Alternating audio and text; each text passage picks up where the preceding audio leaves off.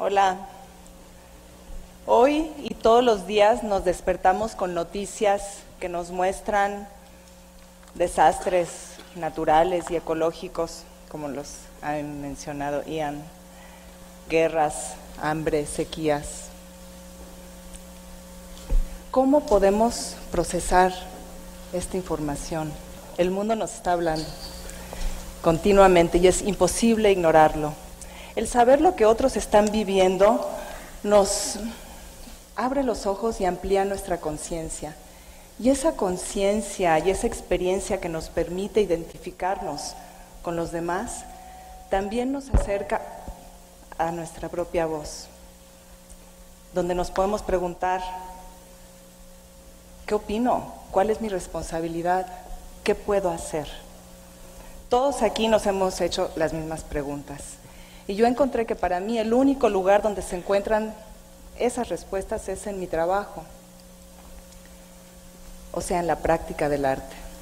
Muchos creen que el arte solo maneja valores estéticos y no necesita tener ninguna utilidad para la sociedad, mientras otros piensan que el arte no necesita valores estéticos, sobre todo en el arte contemporáneo, pero sí necesita y debe tener una función en la sociedad.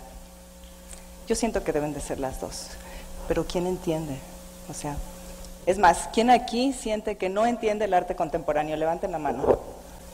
Uy, ¿todo el mundo lo entiende? No, a nadie. Ok, no importa. Muchas veces yo tampoco lo entiendo. Pero por eso, si yo hubiese sido doctora o ingeniero, las respuestas las hubiese encontrado en mi trabajo y tal vez sería mucho más tangible para todos. Yo soy artista y decidí afincar mi trabajo en la creación de obras que tienen y encuentran eco y su razón de ser en el medio social y en el trabajo colectivo. Pero la verdad es que no siempre pensé así. Yo antes trabajaba sola en mi estudio. Ahí trabajaba obras cuyo motivo principal era la naturaleza, como espejo simbólico del ser interior. Y el punto de partida eran semillas que germinaba y observaba. Me parecía increíble, y bueno, todavía me parece increíble, cómo una semilla puede vivir años en nuestra alacena y de pronto eliges una, le das un poquito de agua, de calor, de atención y se transforma, casi como por acto de magia, y de pronto tienes ahí una vida nueva y ya, una vez que empezó a cambiar, ya no se detiene. A mí me hablaba claramente de esa experiencia que tenemos cuando de pronto vemos las cosas de una manera diferente, como más clara, más nítida. Y mis dibujos buscaban capturar eso que no se ve, pero que se siente.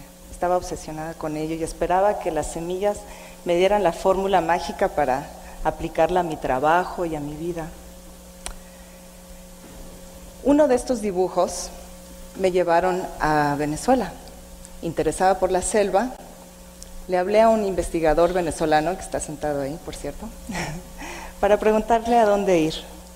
Y me dijo, en el Amazonas, colindando con Brasil, vive el pueblo Yanomami, cuyos objetos utilitarios son muy parecidos a tus esculturas. Ahí debes ir.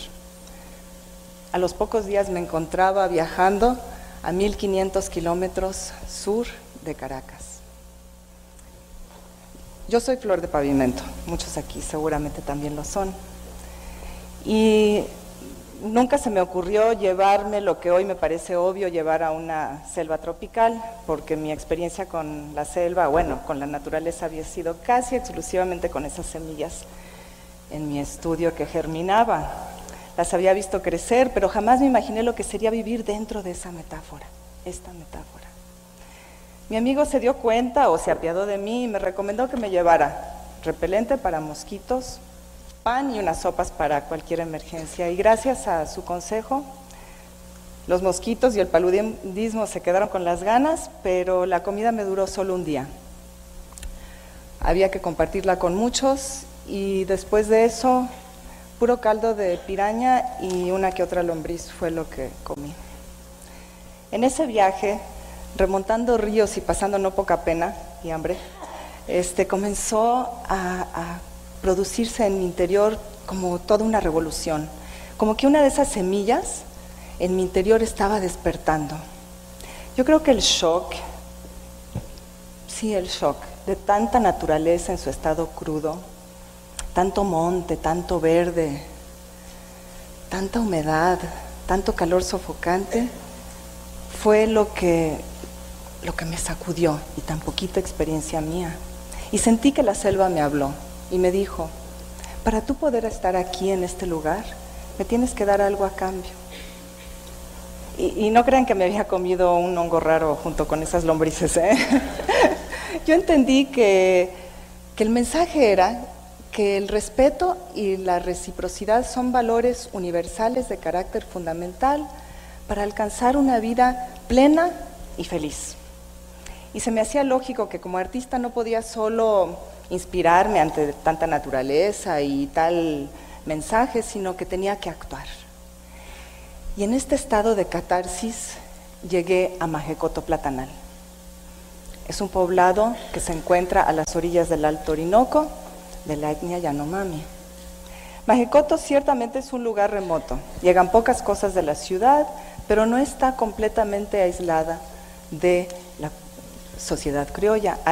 Aquí y en comunidades cercanas, los Yanomami coexisten con misioneros, con militares, con antropólogos, sociólogos, lingüistas, traficantes, garimpeiros en busca de oro, políticos en busca de votos y hasta una que otra artista en busca de su propia voz. Este lugar está lejos de ser una selva virgen y en su mayoría son bilingües. Hablan su propio idioma y el español que les enseñan en las escuelas de las misiones. Y en este lugar conocí a la familia Ortiz. La familia Ortiz es de la etnia yecuana, cuyo territorio está más al norte. Y en esos momentos le estaban enseñando a los Yanomami cómo hacer canoas, bongos o curiaras, como dicen allá. El proceso me pareció maravilloso. Por el uso de los recursos que se tienen a la mano y la participación grupal, de inmediato me quise unir y aprender a hacer canoas para integrarlo a mi trabajo escultórico. Entonces les pedí que si me aceptaban como alumna. Al principio la comunidad no estaba de acuerdo. Hablaron entre sí y me hicieron una pregunta que fue un regalo maravilloso. Me dijeron: si nosotros te enseñamos a hacer una canoa, ¿tú qué nos puedes enseñar a cambio? ¿Qué les podía yo enseñar a cambio? Había que pensar rápido. Bueno, todos aquí hemos visto libros donde salen fotos y historias de grupos indígenas del Amazonas, pero no uno escrito y hecho completamente por ellos. Entonces les dije: ustedes saben leer y escribir, ¿no les gustaría compartir con los demás su versión de su historia y que ese libro hecho por ustedes esté junto al de tantos antropólogos que han pasado por aquí? Si adaptamos la tecnología que actualmente usan, lo podemos lograr. Entonces llegamos a un acuerdo y a un compromiso mutuo. La familia Ortiz me enseñaría a hacer canoas y yo le enseñaría a grupos Yanomami, Yecuana y Piaroa a hacer papel y luego libros. La pregunta, ¿tú qué me puedes enseñar a cambio?, marcó mi vida. Era la llave que necesitaba para abrir la puerta de la reciprocidad. Y a partir de ese momento, mi vida y mi trabajo cambió radicalmente y para siempre. Me dediqué a ver y observar el mundo en el que yo me encontraba, de lo existente, para de ahí poder producir papel y luego libros. Y debo confesarles que al principio yo no sabía hacer papel de fibras sin un estudio. Inclusive nuestra primer prueba parecía una tortilla mal hecha, que fácilmente también puede parecer arte contemporáneo. Había mucho que hacer y mucho que aprender.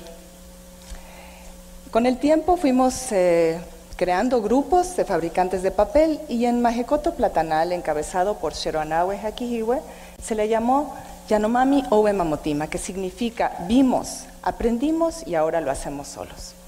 Y como parte fundamental del proyecto es que cada alumno nuevo inmediatamente se vuelve convierte en un maestro que comparte su información, su conocimiento y así sucesivamente continúa esta multiplicación de técnicas.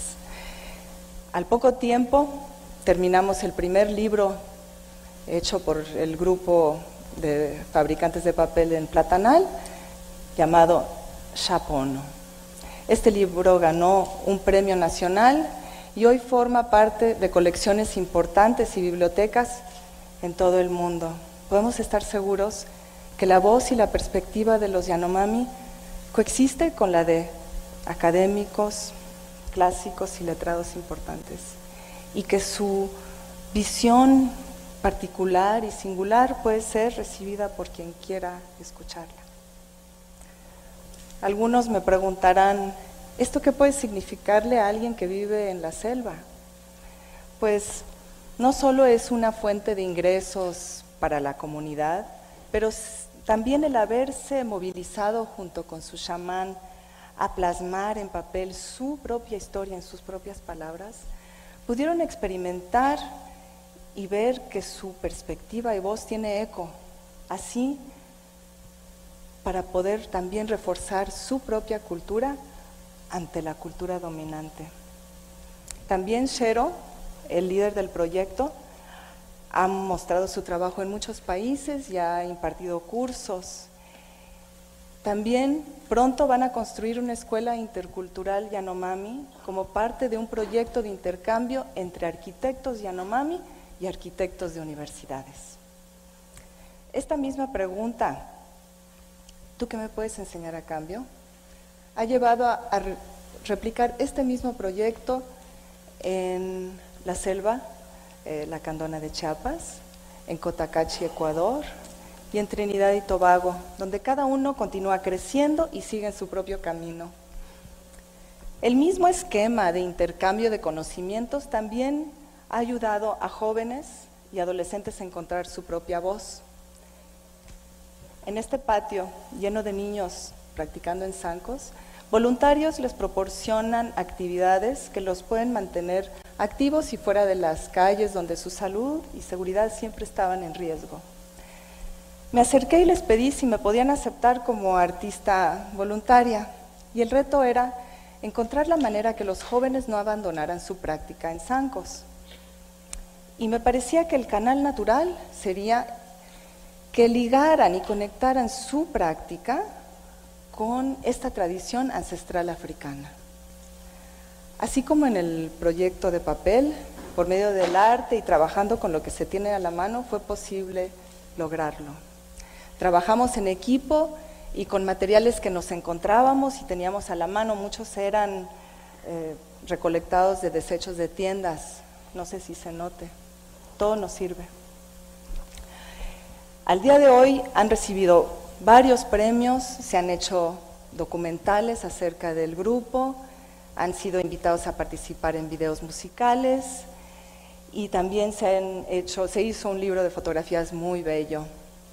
El reconocimiento y la difusión de su práctica vino a reforzar el compromiso de cada uno de los jóvenes a su práctica, al legado ancestral que ellos pudieron sentir con respeto y con orgullo. Y hoy son promotores culturales de sus comunidades, de su práctica, de su tradición y de su país. Este mismo esquema ha sido también replicado en Nueva York y en Oaxaca. Si borramos las fronteras donde habitualmente ejercemos nuestro talento y donde nos desenvolvemos a nivel personal y profesional, podemos contribuir a la construcción de una sociedad multicultural que se educa, se retroalimenta, se respeta y crece en esta gran selva planetaria. El ejercicio de toma y dame, de trueque o cambalache de conocimientos, donde se conjuntan voluntades, es uno de valoración recíproca que nos eleva, así como caminar en zancos, que es caminar con una perspectiva más elevada, ¿no? Me gusta esa metáfora.